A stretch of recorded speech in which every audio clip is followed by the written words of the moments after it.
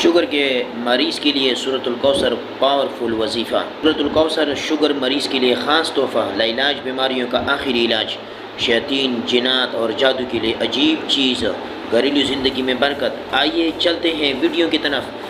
Channel کو like, comments, share اور subscribe کرنا نہ بھولیں۔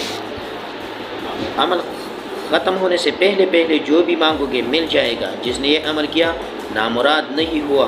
سورۃ الکوثر لاعلاج بیماریوں کا آخری علاج ہے، شیاطین، جنات اور جادو کے لیے ایک عجیب چیز، ایسے طاقتور جو کالے علم سے 100 گنا زیادہ جلد اثر دکھانے والے آسان اور زبردست نتائج کا حامل ہے، جو تمام اعمال سے بے نیاز کرے گا۔